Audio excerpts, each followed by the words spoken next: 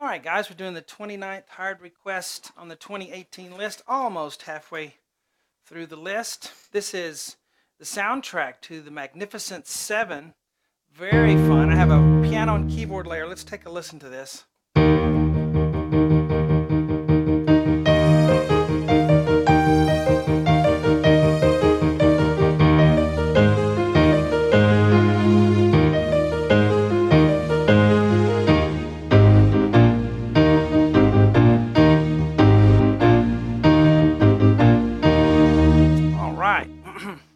Well, hello everyone, I'm Sean Cheek of WebPianoTeacher.com and welcome to my easy piano lessons. If you need some training on getting used to my method, or you're a beginner, or you just need a refresher, when you go to my website, WebPianoTeacher.com, scroll down the main library list alphabetically to the letter L for lesson, and you'll find 79 lessons there that will get you started from ground zero.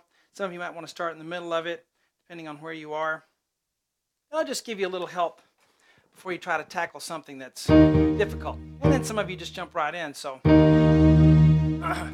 here we go. We are in the key of E flat, and I do, like I said, have a layer of piano and strings on this old Casio keyboard that I love. And we're going to do 8 times on that E flat. You could do a single note if you want.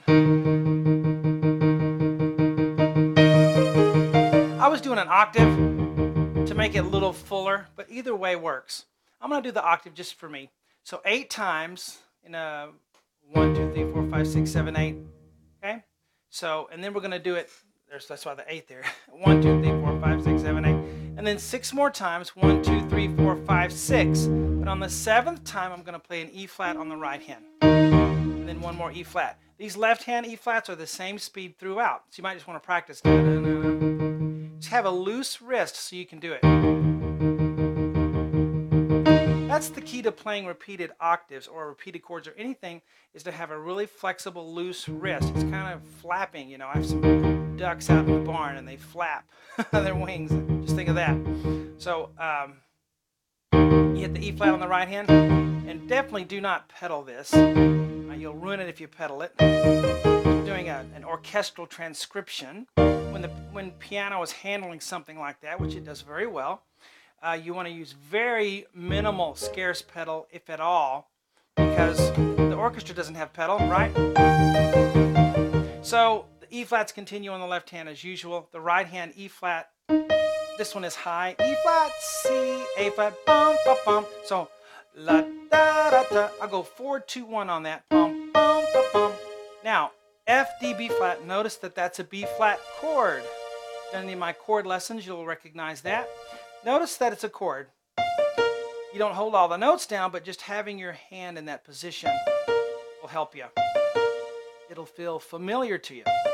And then next measure, G, high G. And then E flat C, 5, 3, 1. See, this is a chord here. It's an A flat chord. B flat chord. C chord. That's why my theory lessons are so important, is that it really helps you realize that you're doing a chord pattern.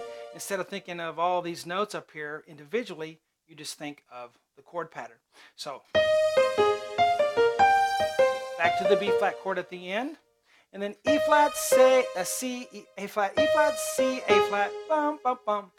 Slowly, let's go slowly, starting right here, and go.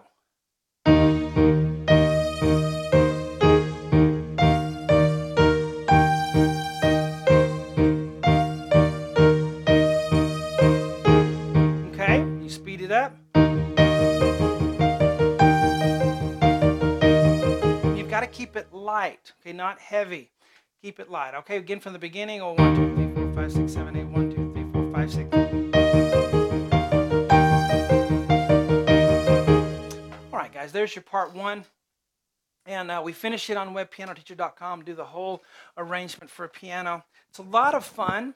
It's not a an expert advanced lesson, probably middle of the road kind of intermediate type lesson. So those of you that are very beginners, this would probably be too hard for you. If you're an intermediate student, it might be a little bit of a challenge, but I think you could probably do it. So I hope you guys enjoyed that part 1. We'll talk to you later.